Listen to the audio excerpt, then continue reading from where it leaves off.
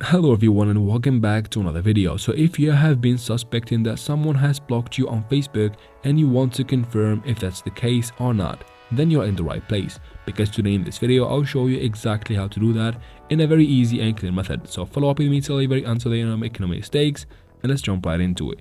Now, since you're gonna be using the Facebook app on your mobile device, of course, we're gonna go ahead and get something out of the way.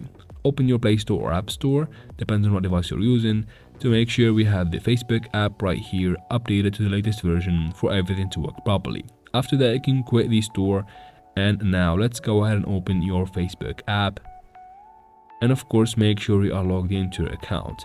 Then from here we need to go ahead and open the menu, so tap on the profile picture in the top right corner right here. For iPhones it's gonna be in the bottom right corner, so just go to the menu and then tap on your name right there to open your profile. From your profile, scroll down a little bit until you find friends right here. Tap on see all friends, and from here if you go ahead and look around or use the search bar in the top to search for that person's name and you end up not finding them here, that may be a hint that they have blocked you on Facebook. But again, from here it's just a hint and you can't tell for real if they have blocked you. Maybe they have just unfriended you, right? So go back from here to the main screen, or basically the main page on Facebook.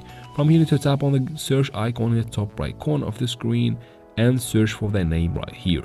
If you cannot find their profile from here, that means they have probably blocked you. And again, if you borrow someone's phone and search for them from there and you can't find them from your friend's phone, that means they have probably blocked you on your account. And that's basically it for this video, guys. I hope it was useful. If it was, please like and leave your questions and comments in the comments section. I'll try to answer every single one of them. Thanks for watching and see you in the next video, guys.